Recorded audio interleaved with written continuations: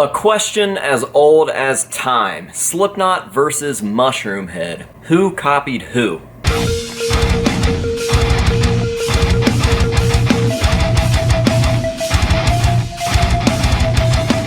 What is going on, ladies and gentlemen? AJ Good here at the House of Masks, where we unbox and review cool stuff almost every single day. And hey, little dude, you got some crap right here. Huh? Ew. Anyways, in today's video, we are going to be talking about a subject that in its 25 years of existence is still a hot topic amongst fans. Who copied who? Slipknot versus Mushroomhead. Now, there are a lot of very obvious things to discuss here, like the masks and the jumpsuits, but there are also a lot of extremely subtle details to compare here. Very specific details. Now, as we all know, or at least should know by now, Mushroomhead did form first. Formed in 1993, about 2 years before Slipknot, Mushroomhead would start wearing masks and using stage names to hide themselves from the fact that they were all a part of other local bands. This was just a way for them to differentiate themselves with their new side project, Mushroomhead. Now, they would quickly realize that Mushroomhead would become their main focus after playing their second show, opening for Gwar in front of 2,000 plus people. They definitely realized that Mushroomhead would be their ticket to success. And of course, by success, I mean making a lot of terrible business decisions, which would later allow Slipknot to become the biggest masked band in the world. Anyways, around 1995, Slipknot would come together and eventually pick up the mask gimmick for themselves. Now, in the late 90s and early 2000s, when both bands would really start their climb of success, we would see many similarities. From dread-headed masked members to a set of custom percussionists at the front of either side of the stage, to pig-faced bassists. And there would be beef. Oh yes, there would be beef. Both sides of the bands can be seen and heard and cited talking shit about one another over the course of their careers. And I don't know why all of a sudden everyone is trying to cover up the fact that Mushroomhead most certainly had a problem with Slipknot. I personally think that it's just because they are getting older and becoming less relevant as the years go on, and I think that they really want to be invited to play like a Knotfest, because they really started playing into the whole, no, we never had beef, that was all between the fans. That was just fans making stuff up thing. A lot of that is fan fueled, a little bit of it's media. We've been doing this a long time. All of that is basically rumor, and any one of those guys that knows us, and we know them, and God bless them, you know? Anyone foolish enough to put a mask on for all these years, I feel your pain, brother. Why the fuck you lying? Why? I mean, the longtime vocalist Jeffrey Nothing literally has a tattoo of him exploding out of Corey Taylor. Clown refuses to even acknowledge Mushroomhead when he is asked about them, and I can't find the video for the life of me, but there is definitely a video from a live stream of a Q&A that features Corey and Clown from Slipknot, where someone directly asks both of them about the potential of a Slipknot and Mushroomhead joint tour, and Clown literally goes, "Who?"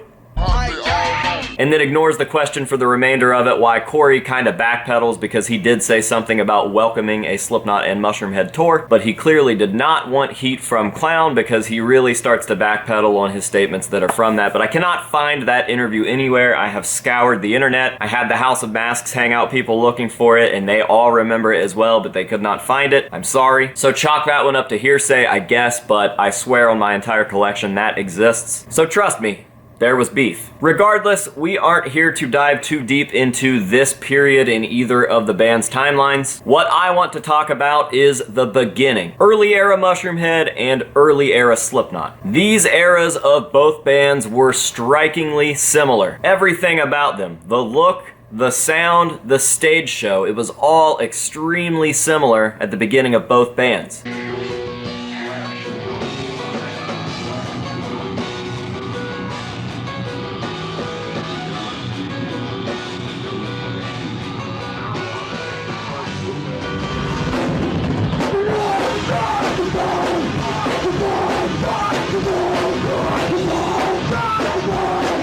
But what are the chances of them being so similar when even in the earliest days of Slipknot's self-titled album, the album that would catapult them into mainstream success, but also the album that came out right after MFKR? Members of Slipknot during this time period can be cited as saying that they don't really know anything about Mushroomhead.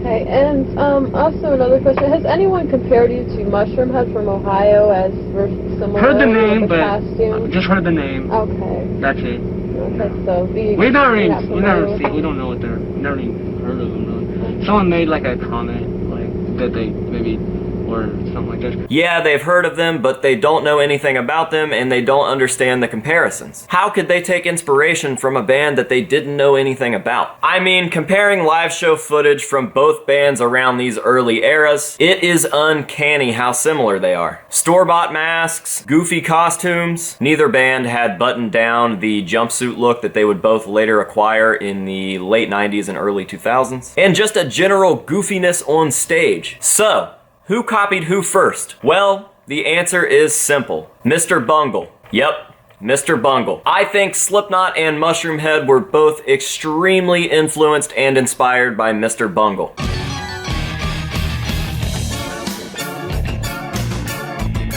It is insane to me that this isn't discussed more, which is something that I found out as I was doing the research for the video that you're watching right now. And maybe it's because Mr. Bungle was, and probably always will be extremely underground. While Mushroomhead still continues to fail in their almost 30-year career, barely selling out small clubs and venues, and Slipknot has gone on to become one of the biggest metal acts of all time. It's very easy to place all three of these bands in their own separate little spaces. But when it really comes down to it, from the silly store-bought masks that both Mushroomhead and Slipknot would wear for the beginning portions of their careers, to the matching jumpsuits that we would see both bands utilize later on, to the goofball antics on stage.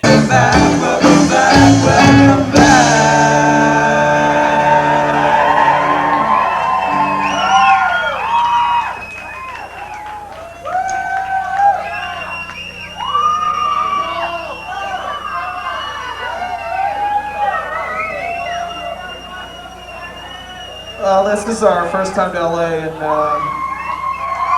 I think there's some major artistic differences between us and you guys, and I just don't think we can do this, sorry.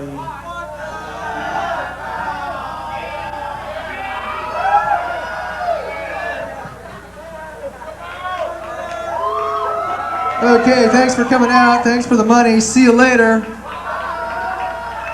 Both Jeffrey Nothing and Corey Taylor have been cited as saying that Mike Patton is a massive influence on them. And even if they had never admitted that on record, both early days of Slipknot and early days of Mushroomhead are undoubtedly just an off-brand version of what Mike Patton was doing with Mr. Bungle.